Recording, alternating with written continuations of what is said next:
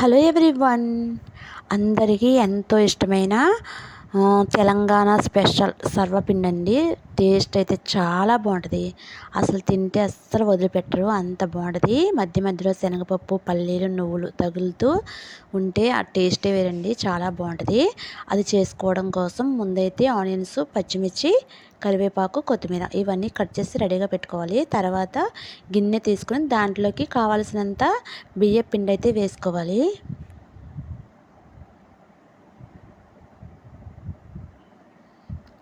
తర్వాత దాంట్లోకి ఆనియన్స్ వేయాలి. తర్వాత పచ్చిమిర్చి,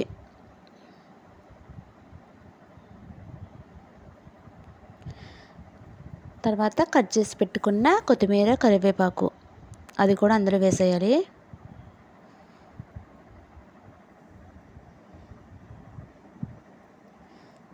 తర్వాత వేయించి పొట్టు తీసి పెట్టుకున్న పల్లీలు అవి కూడా అందులో వేసేయాలి.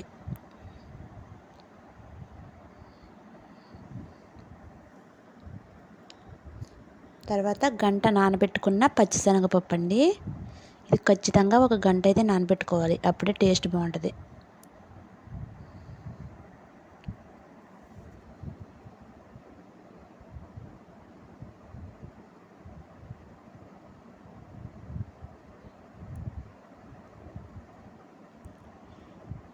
తర్వాత ఒక్క 4 స్పూన్లు నువ్వులైతే వేసుకోవాలి. నువ్వులు ఎంత ఎక్కువ వేసుకుంటే టేస్ట్ అంత బాగుంటుందండి.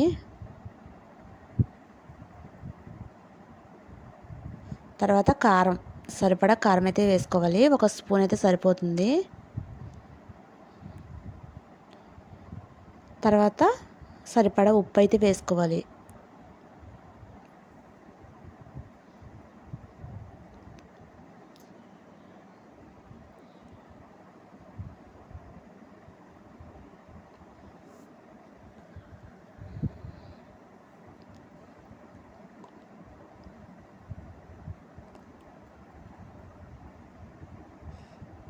తర్వాత జీలకర్ర అయితే వేసుకోవాలి. తర్వాత ఫ్రెష్గా దంచిన అల్లం వెల్లుల్లి పేస్ట్ కూడా వేసుకోవాలి. ఇవన్నీ వేసిన తర్వాత ఒక్కసారి అయితే కలిపేయాలి.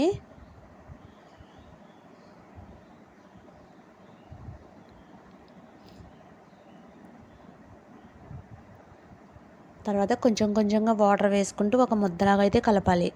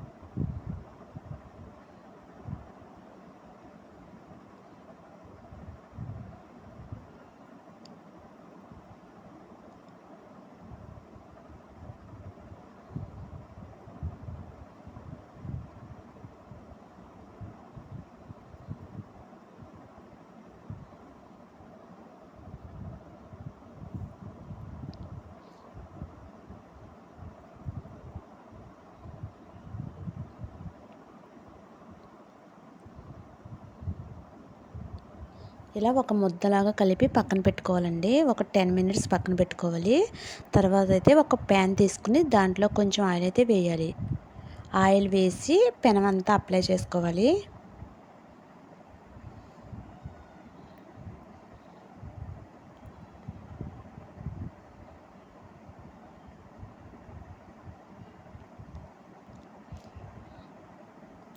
తర్వాత ఒక ముద్ద అయితే తీసుకుని అందులో పెట్టుకుని ఒత్తుకోవాలి. పెనమంతా అయ్యేలా ఒత్తుకోవాలి. నేను చేసిన పిండికి 2 ట్రిప్పులు అయితే సరిపోతుందండి. అలా 2 ముద్దలు అయితే వచ్చింది ఆ సైజులో. ఒకదాని తర్వాత ఇంకొకటి అయితే వేసుకోవాలి. ముందైతే సగం పిండి అయితే తీసుకుని ఇలా ఒత్తుకోవాలి. ఇలా ఒత్తుకున్న తర్వాత మధ్య మధ్యలో హోల్స్ అయితే పెట్టుకోవాలండి. అప్పుడైతే బాగా ఉడుకుతుంది సమానంగా.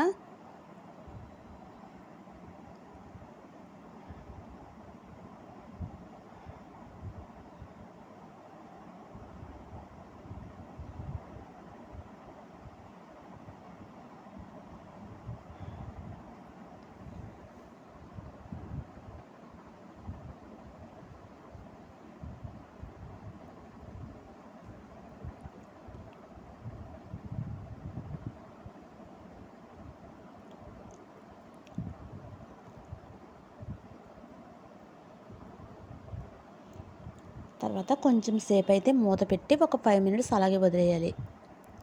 దానిపైన కొంచెం ఆయిల్, కొంచెం వాటర్ కూడా అప్లై చేసుకోవాలి దానిపైన. ఆ హోల్స్లో కొంచెం వేసుకుంటే బాగా ఉడుకుతుందండి.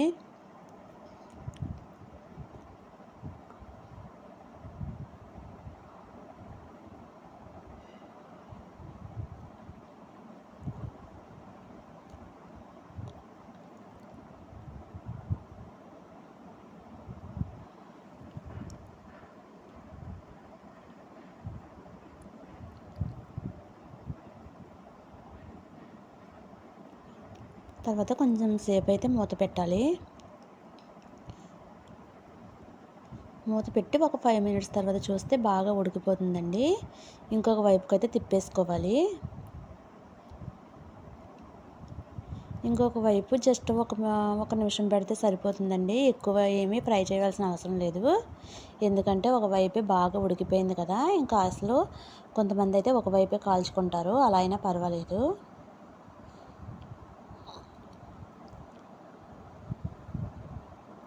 ఒక రెండు వైపు కూడా అయిపోయిందండి. ఇది పక్కకు తీసేసుకుని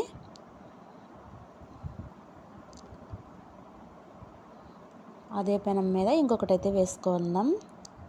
ఆల్రెడీ పిండి సగం ఉంది కదా, ఆ పిండి కూడా ఇంకొకసారి అయితే వేసుకుంటే సరిపోతుంది. నేను ముందు చూపించిన విధంగా పెనం మీద కొంచెం ఆయిల్ అయితే వేసుకుని పిండి ముద్ద తీసుకుని దాని మీద ఒత్తేసుకోవడమే.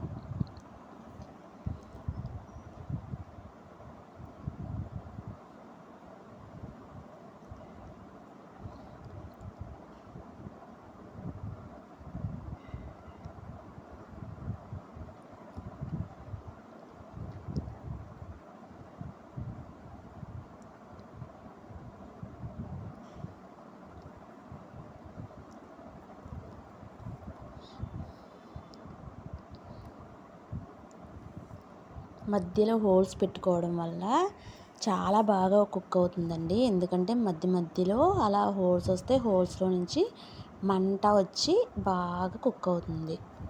అందుకని హోల్స్ అయితే పెట్టుకోవాలి కంపల్సరీ. మళ్ళీ ఒకసారి మూత పెట్టేసుకొని ఒక 2 మినిట్స్ తర్వాత చూస్తే ఉడికిపోయిందండి.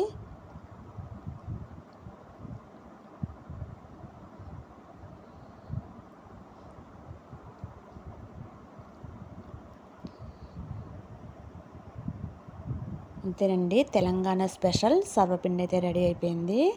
అసలు ఇది చాలా టేస్టీగా ఉంటుందండి. శనగపప్పు, పల్లీలు, నువ్వులు అలాగ పంటికి తగులుతూ ఉంటే ఆ టేస్ట్ వేరే లెవెల్ అండి. చాలా బాగుంటుంది. ఒక్కసారి అయితే తప్పకుండా ట్రై చేసి తినండి. బాయ్ అండి, థ్యాంక్ యూ. ఇంకొక మంచి రెసిపీతో మీ ముందుకు వస్తాను. అలాగే వీడియో నచ్చితే సబ్స్క్రైబ్ చేసుకోండి.